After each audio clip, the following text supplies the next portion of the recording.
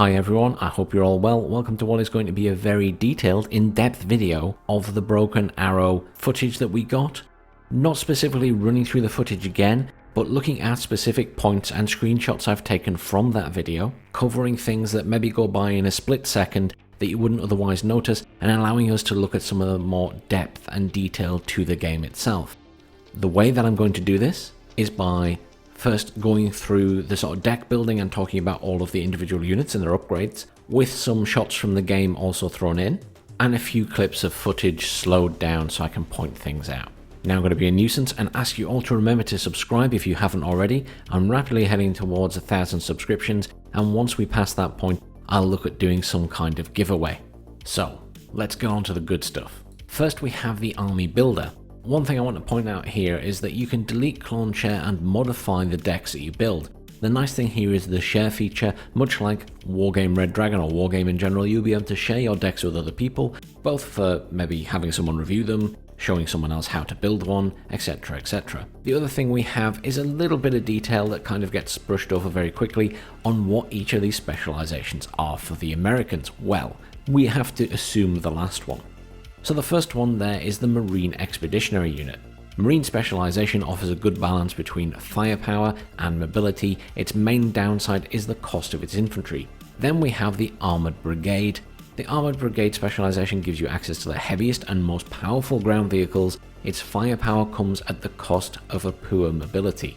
Then you have Air Mobile Brigade. The Air Mobile Specialization is all about speed and mobility, but cannot be expected to attack head-on into enemy heavy formations. The last one there isn't hovered over, but it's clearly 2 cannons and a missile. So I think this is some kind of support deck. I suspect the cannons represent artillery and the missiles either artillery or anti-air. The Russian ones we don't have any details on, so I'd just be speculating at this point. Your decks are all going to be specialized, so you can't do everything. You are going to rely on other team members to have other decks, where in Wargame you can have a very generalized deck. So now we're moving on to the Recon tab. The first unit we get to look at are Force Recon. Now the interesting thing I note here is that infantry and some of the aircraft have this armor symbol, or at least it looks like armor plating of some kind, which has a 5 under it in this case. I'm wondering if that relates to how much armor they have as vehicles would have. Then you have your 18 health, and you have 6 units or 6 troops in the squad. That means that each troop has 3 health points. Unlike Wargame where they each have 1.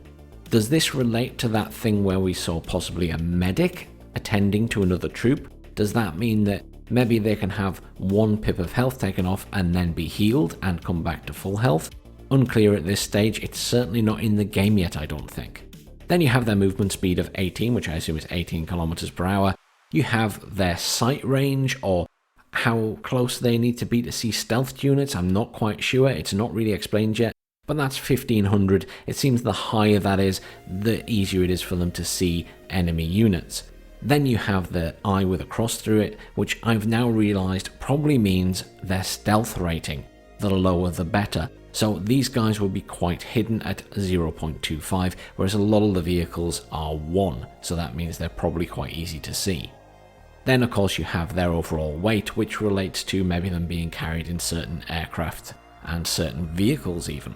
Then of course you have their weapons. These guys come with M27s, M38s, M203 launchers and AT4 launchers. Obviously each member of the squad doesn't get all of those weapons, and when we take a look at them in game, we'll see the difference of how many weapons there are per squad and what that means when they start to die. Now let's have a look at the types of vehicles they come in with. So one of them is the HMMWV GMV. Obviously it's one of our little Humvees with an M240 on top. 5 armor at the front, bottom and top for both kinetic and heat, 0 at the back. 8 hit points overall. How that relates to damage we don't know for definite yet. We can see that it's got a speed of 113, its sight range 1000, I assume that's, a kilometer, but we can't be certain at this stage. Its sight or stealth rating is 1, its weight's a little bit heavier than infantry obviously, and it can seat 6 infantry. Now they said that they have manipulated to some degree the seating arrangements in certain vehicles so that it will match up with putting 1 to 2 squads of infantry depending on the number of infantry in the squad, as there will be a wide range of sizes of infantry squads. Now we will be coming back to the Humvee, but let's move on quickly to the M1288 GMV, much as they did in the video. Now this is another vehicle that you can bring your scouts in with. These have 5 armor all round for kinetic and heat. They have 8 hit points, 120 kilometers per hour, 1000 for its sight rating, and then 1 for its stealth rating. And it again seats 6 people. It comes as standard with an M2 Browning. Then you can upgrade it to have an Mark 19 multiple grenade launcher, or indeed an M230 LF chain gun, which obviously does a lot more damage with 30mm rounds, but equally increases the cost of that vehicle by 10. The next option we get to see is the LAV-25, which has 15 kinetic and heat armor all round, 12 hit points, 100 speed, 150 sight range, 1 for its stealth again. It weighs quite a bit more, it has 6 seats, and it has an amphibious speed of 50 kilometers an hour, equipped with a Bushmaster and an M240 as standard. It also has an armor upgrade available, but that's not shown here. Moving on now quickly to the Humvee RV. This is your Recon version of the Humvee. It has its 5 armor all the way around, 8 health, 113 speed again, 2500 sight range or range to see stealth units, whatever that means, 1 stealth itself, and it weighs about 4000 if you're thinking about bringing it in a plane or with a chopper. Then it has the M240, but it also gets the option of an armor upgrade, which will give it 10 armor on the front and sides for both kinetic and heat. All the rest remains the same. What I do note is interesting here is the weight doesn't change. I don't know if that's just not something they've added yet, but it obviously increases the cost by 5 points. Now we will come back to recon and stealth and things when we have a look at the gameplay footage, but now let's move on to the infantry. The first thing here we see are the Marines. Obviously we've picked the Marine deck, so we will get access to them. They have this 5 plated armor symbol again. They have 39 health overall for 13 troops, the same speed of 18 kilometers per hour, the 1000 range of sight.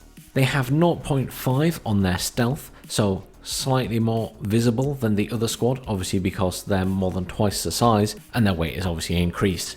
They come with Carl Gustav launchers, M27s, M38s, and M320 grenade launchers. And obviously they aren't that cheap. They can come in a range of vehicles, one of them being the AAVP-7A1. This is explained as being one of the new variants with more comfortable chairs, and thus can only carry 17 troops. It has 40 front armor for both kinetic and heat, and 20 side armor for both, then 5 on the top and 5 on the back for both. 12 hit points, 66 speed, 1000 on its sight range again, 1 for its stealth, very heavy vehicle, and obviously it is amphibious, but very slowly amphibious. It comes equipped with an M2 Browning and a Mark 19 AGL. It also gets the EAA armor upgrade, increasing its armor on the sides to 40 as well. Next we get to take a look at the rifles, again that 5 armor plate. Then we get 27 health for the 9 troops, again 3 health per troop. We have 18 on the move speed, 1000 on the sight, 0.5 on its stealth, and a weight of 1125. And I'm not sure if that relates to much for the infantry, but perhaps if it's being brought in by a chopper or plane. Obviously we also have M4A1s for these guys, the M203 grenade launchers, the AT4 and the M249. Then you get a range of options to bring them in. You can have the UH-60M, which has this, again, armor plate symbol of 7. But does that just mean it's got 7 all over? Or are we going to get something else where it says work in progress that actually tells you where the armor is for each section of the chopper?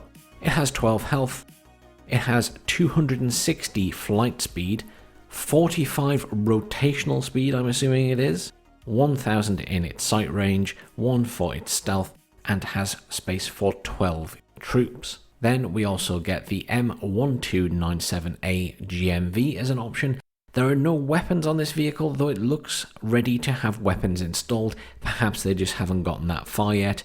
But much like some of the other vehicles in this class, 5 armor all around for kinetic and heat, 120 in speed, 1000 for its sight, and 1 for its stealth, and can carry 9 infantry. The other option is the LMTV. Now this has a new symbol on it which we'll get to. So this has 5 front armor for kinetic and heat, no armor elsewhere. It has its usual 12 hit points, it has its speed of 95, 1000 on sight, 1 for its stealth. It is a very heavy vehicle, it is a big truck. It has space for 16 infantry, or, I assume this is an or, 2000 supply. I assume it can carry 2000 supply. That symbol means both carry capacity and supply, and I assume for a truck it will mean supply rather than carry capacity. It comes equipped with an M240, but obviously has armor and turret upgrades. The final set of infantry we got to see in this section were the weapon squad. These guys come in a squad of 9, 27 health overall, that 5 armor plating again, 18 for its move speed, 1500 for its sight range or reveal range, 0.5 for its stealth rating. They come with M4A1s, javelin launchers, and an M240 machine gun. Now there are some exciting in-game things to mention about all of these infantry squads, but I'll save that till we get to the game footage at the end of this video and stick with the deck building for now. So next we're moving on to vehicles, which now includes armor as well, and the first thing that they've clicked on is the M1A1 FEP. Now this is obviously a variant of the Abrams and main battle tank, so kinetic on the front it has 750 and 1100 for heat. On the sides it's got 230 and 370 respectively, 150 for both on the back and 50 for both on the top. It comes with an M253 120mm cannon and an M240 machine gun. It has 12 health points, which we don't fully know what that relates to yet, 67 speed, 2000 in terms of its sight range or revealing range, 1 in terms of its stealth, and obviously weighs a lot. It gets an option of an ARAT armor package, which increases its side armor to 770 for heat, but actually slightly reduces its armor for kinetics to 280. At the back, its armor is 175 to 140 for heat, and still 50 on the top. Do you note it also has increased its health from 12 to 15? I just think it's kind of weird how it changes about there. Obviously these numbers aren't final, they're going to be making changes. The next vehicle we get to take a look at is the LAV-AT, which is an LAV with a TOW-2 launcher on it. This again has 15 front armor, 10 side armor, 5 back and top for both kinetic and heat. It has these 12 hit points, 100 speed, 1500 for its sight range, 1 for its stealth. It's obviously quite weighty and again has that 50 amphibious travel speed. It also gets an armor upgrade option to A2 armor, which increases its armor to 30 at the front, 30 on the sides, 15 at the back, and remaining at 5 on top. This doesn't change its health points at this time. Quickly jumping into a screenshot from the gameplay footage itself, there is another vehicle which isn't shown here but is in the gameplay, and that is the Striker MGS, and this is a Striker with a 105mm cannon on top. And as you can see from this image, it has 2 types of ammo. One is very likely armor piercing and one is likely HE rounds. Obviously we can't say for certain as it's not listed there, but we can suspect that is the case, and you'll notice this when we get into more of the gameplay stuff. Now we're moving on to the support tab, and this is where we find our artillery and air defense systems. Now I'm not going to go into all the details for the artillery pieces because we sort of know the drill now, but I will say more detail about their weapon systems. So this first one is obviously an MRLS, it's the M142 HIMARS. This comes with multiple upgrades unlike some of the other units, so not only does it get an armor upgrade to the B armor kit, or the B kit armor, which gives it 10 front and sides instead of just 5, but it also has different options for its main weapon system. So there is the M31 unitary warhead system, which is basically a single large explosive. The M30 DPICM, which it doesn't explain here or when they click on it because it doesn't change for some reason, but that's basically a cluster warhead. And then the other option is the ATACMS, which is a single ballistic missile that basically is also cluster as far as wargame goes. Here it might be that it's just a single very destructive missile. And then you also get the option of a secondary turret, which will obviously go on top of the cab, which is for defensive purposes, which can either be the M240 machine gun, the M2 heavy machine gun, or indeed the Mark 19 multiple grenade launcher. Beyond that, you move on to some of the air defense units. The first is the LAV AD. This comes with a 25mm GAU-12 and also an FIM-92 Stinger. Again, there is an armor package here. You can upgrade it to the A2 armor package, which obviously substantially increases its armor. You definitely want that if you're going to take it to the front lines, and let's be honest, if all you're working with is a Stinger, you're going to want that armor on it. Next, you're looking at the Striker Shorad. Again, air defense unit with an autocannon, the M230LF. It also has a secondary machine gun, the M240, as well as a Stinger and AGM-114 Hellfire missiles. I assume that is to give it some anti-tank weaponry as well. So this is basically an all-round unit that's going to fire at ground and air targets, be that vehicles or infantry indeed. It also gets a very big upgrade from an armor package, the SRAT-2, and this is likely because this is a unit you will be using on the front lines because of all the weapon systems it's got. Then moving on, we get this very weird little vehicle. This is a Humvee that's been stripped of its back and basically has an M20 105mm cannon strapped to it. It's an artillery piece, a howitzer. I just feel like the whole thing would flip over when it fires. I've never seen this type of unit before. But in fairness, as ridiculous as it looks, it is the world's lightest self-propelled artillery piece and does exist. And because there's a Humvee, it gets the option of the up armor, which increases its armor to 10 at the front and sides and increases its health from 8 to 10. Now I'm just jumping to an in-game screenshot because this isn't shown in the editor. There is a Striker MC, which basically is a Striker with a mortar on the back, the Soltam K6. This is used multiple times during the video, though the main time it's used is with the big battle where the Russians have their artillery pieces.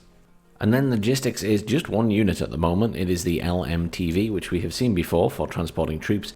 Its upgrade options aren't shown here, but you get the gist. It's a truck and it has 2,000 supply. Simple as that. Next is the helicopters and aircraft. I'm going to combine them together because really for the aircraft there's nothing there. They do flick over the 18F and the 18E, but there's just no information there really except a couple of stats. They're identical, they clearly haven't finished it, so I'll talk about the AC-130 at the end, but first let's talk about the Osprey. We're used to this from other games.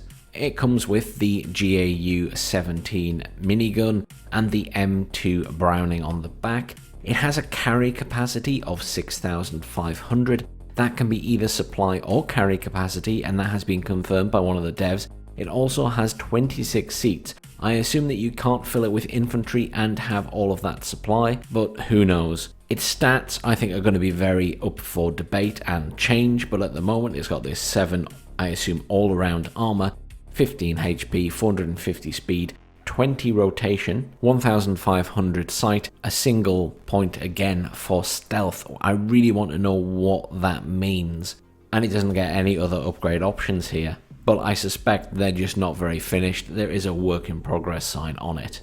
Then you have the AH-64D longbow, a familiar sight for anyone who's played Wargame or many other games to be honest. It's an attack chopper, it has an M230 30mm cannon and also the AGM-114 Hellfire missiles. Now you can actually see this used in game several times, and what you notice in game is that it does have its M230 30mm cannon. It also has two types of Hydra missiles.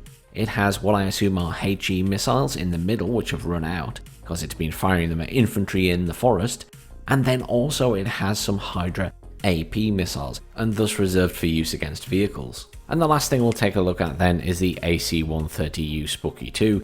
Again, work in progress, lots of unfinished stats here. I think there's no fuel in it, for example. However, it does have its weapons listed. So it's got a 25mm minigun, it's got a Bofors L60 40mm cannon, and it's also got an M102 105mm howitzer.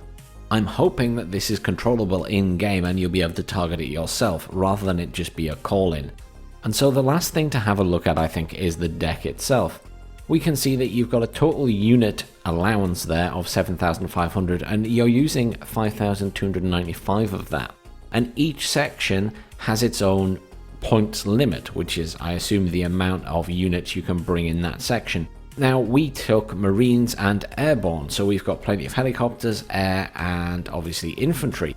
What I notice is we still have quite a lot of vehicles as well, so I'm not sure if this is fully balanced yet. And I also note that we're actually over the cap here. So, for example, infantry is 1,430, where we're supposed to be only allowed 1,400. So I think all of this is still being worked on. And I think that's the important thing to remember about this game. It is in early alpha. A lot of the stuff isn't in. Not even all the vehicles and assets are in the game yet. Never mind balance or anything like that.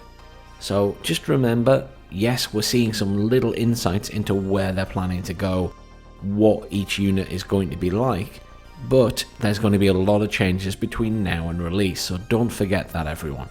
Now let's move on to the gameplay stuff, because that's where it gets quite interesting. I want to start with the infantry, because they click on and off these things so fast you can't really see what's going on. Here we have a still shot of the video, and you can see we have a Force Recon squad. There are 6 units in there. The first 2 have a sniper rifle, the second 2 have a rifle and an AT launcher, and then the last 2 have a rifle and an M203 grenade launcher. Fine, pretty straightforward. What's interesting is when they start getting damaged. So if we jump to the second picture here, you can see that 2 of them are dead. The 2 that are dead are the ones with the grenade launchers. So this squad is missing 2 rifles and 2 grenade launchers. It no longer has that capability. It still has the sniper rifles and it still has the anti-tank launchers, but it's lost its 2 troops with the grenade launchers. It's also obviously 2 rifles short as well. That's really interesting. And then they click on another squad a little bit later, and funnily enough, the same thing has happened to them. They have lost 2 of their infantry, and it appears to be that they have lost again their grenade launcher troops. And that got me worried. Does that mean that it will always be the ones at the far side that die first?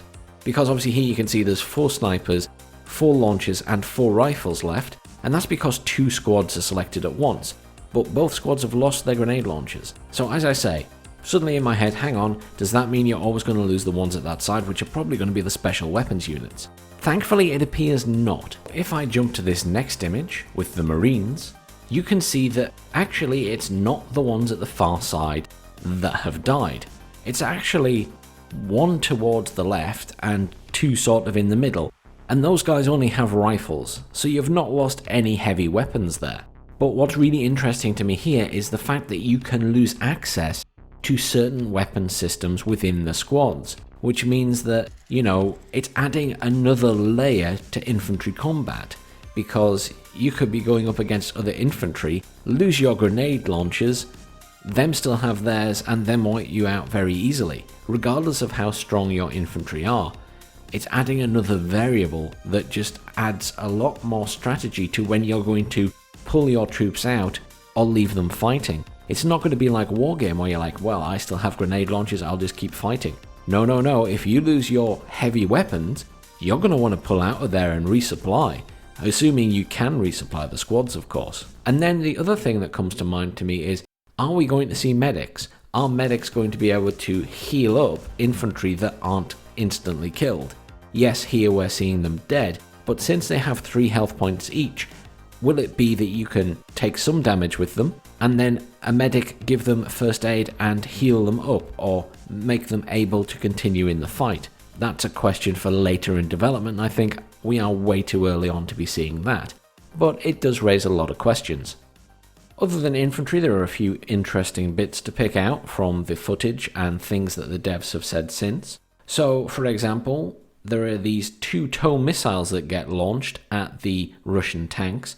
One hits and destroys the tank. The second one sort of spins off and then explodes in a field. What's interesting to note here is that these weapons, or shells or missiles, will all have a secondary damage effect. So basically, if a tank misses and there is another tank parked behind the one it was aiming at and the shell hits that instead, it will still do damage to that tank. The same with missiles. So if that missile spins off, it could still impact something else and kill it. So it's a bit like when you're dropping bombs in Wargame. If they miss the target, they might destroy something next to it anyway. So just something to consider when you're placing your units. You know, there is a risk to other units that are behind your main battle tank, for example, if that shot misses and, you know, goes 200 meters behind and hits your anti-air unit. Just something to consider. If we skip ahead a bit in the video, we can see the stealth in action. So stealth is in the game. You see it at the start with the infantry in the forests. And then here, I really like the fact that we can see that not only does it apply to the forests, but it does also apply to the bush lines, much like it does in Wargame. So I'm glad to see that's already in there and they're already thinking about sort of recon and stealth and things like that. Obviously, there's a long way to go. And then in response to a lot of comments I've seen from people on the official Discord and elsewhere, I wanted to just jump to 2 points in the video. The first is this big tank battle with the artillery pieces. The reason for jumping here is a lot of people are being saying, oh, the tanks don't miss, they're too accurate. Well, the tanks are missing here. Look closely, I've slowed it down. The tanks do miss their target. They don't always hit. You know, this is modern day, tanks have more advanced targeting systems and they're pretty close together here, but they're still missing. Don't feel they're not, it is the case they are, and obviously all of this again is going to get changed before release. The balancing hasn't happened yet. And then the last thing I wanted to show really was this infantry battle, because a lot of people were saying, oh, there wasn't any infantry fighting. There is this section of infantry combat in the towns, so you can see them engaging each other. Though I will of course note that, you know, this isn't open combat and it's not always visible that they are shooting each other. I think the little small munitions fire needs to be made a little bit more obvious, a bit like it is in Wargame. But again, early days, all of this is going to get changed. And they're looking for feedback, so please do leave it in the comments down below, or head to their official Discord and leave them some. They do check out my videos, I think, so they will see it if you post it down below and don't want to join their Discord. I mean, this has turned into quite a long video, it's about 30 minutes long now. I'm not going to make it any longer. I will say this. I like what I've seen so far. The units are very detailed. Yes, there's a lot of work to be done. This wasn't showing off the tactical aspect. This was just a trailer to show off some of the units. But, you know, this was a predetermined scenario where units were rushing at each other and they were making shots that look cool in a video. This is not a representation of how the game will play. These guys are still aiming to make something like Wargame. So please don't feel that this is representative of the final game, because it's not, and it's just to get it out there that this is the kind of look they're going for. Anyhow, thanks very much for watching everyone. I hope this was interesting, looking at all these units and other mechanics of the game in a little bit more detail. I'll obviously be watching these back again and again, and if I spot more stuff, then I'll certainly post it. If you spot anything that I've missed, let me know in the comments below. I'll go back and have a look at it and see what I can do with it. Simple as that. Thanks very much for watching everyone. Please, as always, do like, share and subscribe, and I'll see you all soon.